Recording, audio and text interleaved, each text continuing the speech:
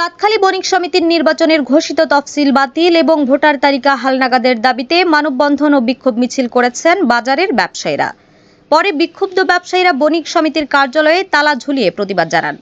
শুক্রবার 12 জুন বিকেলে লক্ষ্মীপুর সদর উপজেলার চাঁদখালী যুগিরহাট বাজারে এই কর্মসূচি অনুষ্ঠিত হয়। এ সময় ব্যবসায়ীরা মানববন্ধনে অংশ নিয়ে তাদের দাবি তুলে ধরেন। এতে বক্তব্য রাখেন চাঁদখালী বণিক সমিতির সভাপতি নুরুদ্দিন মাহমুদ পীরন, সহ সভাপতি মাওলানা হাসান মাহমুদ সহ বাজারের বিভিন্ন ব্যবসায়ী। বক্তারা বলেন, বর্তমান ভোটার তালিকায় ব্যাপক অসঙ্গতি রয়েছে। দীর্ঘদিন ধরে বাজারে ব্যবসা পরিচালনা করলেও অনেক প্রকৃত ব্যবসায়ীর নাম ভোটার তালিকায় অন্তর্ভুক্ত করা হয়নি। অপরদিকে ব্যবসার সঙ্গে সরাসরি সম্পৃক্ত নন এমন কিছু ব্যক্তির নাম তালিকায় রাখা হয়েছে বলে অভিযোগ করেন তারা। এতে একটি সুষ্ঠু ও গ্রহণযোগ্য নির্বাচন আয়োজন প্রশ্নবিদ্ধ হয়ে পড়েছে বলে দাবি তাদের।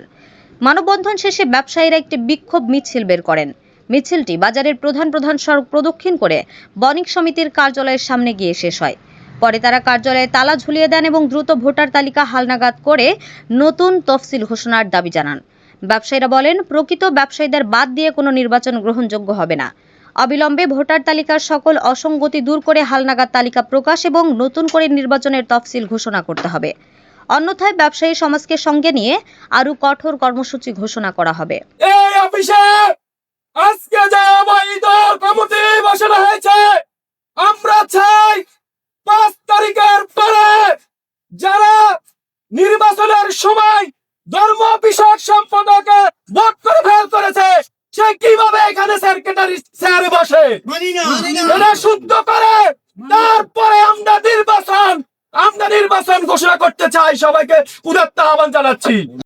প্রিয় ভাইরা, এমনকি যিনি সভাপতি ছিলেন এই বাজারে, তার দিনে ছিল না, কিন্তু তার পরবর্তীতে সহসভাপতির দায়িত্ব পাওয়ার কথা।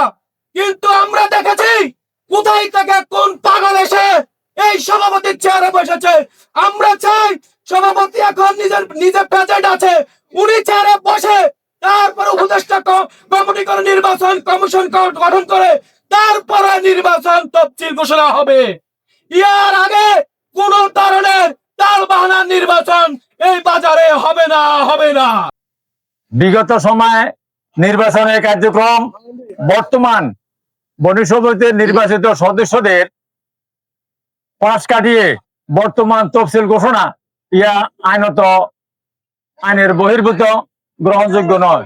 তাই অতীত যে নির্বাচন তফসিল ঘোষণা করা হয়েছে সকল সদস্য এবং জনগণের মাধ্যমে উপস্থাপন করিয়া তফসিল ঘোষণা করা হয়েছে, ইয়া আইনত অবৈধ এবং অন্যায়ভাবে তা করা হয়েছে। ইয়া প্রতিহত করার জন্য আমরা বদ্ধপরিকর। ইয়া বাদ দিয়া আগামী হালনাগাদ নির্বাচনের তফসিল ঘোষণা কার্যক্রম যেগুলি করা হইতেছে এটা বাদ দিয়া আগামী হালনাগাদ সদস্য করে পরবর্তীতে ভোটার তালিকা অন্তর্ভুক্ত করার পরবর্তী নির্বাচন তফসিল ঘোষণা করা হবে। ইয়ার আগে করিলে তা আইনত অবৈধ এবং অযোগ্য মনে করি আমরা এটাকে বাদ ঘোষণা করতেছি, বাদ দিতে হবে। HM Expert B500 CWR স্বাধীনতার সুবর্ণ জয়ন্তীতে নতুন বাংলাদেশ গড়ার প্রত্যয়। HM Steel।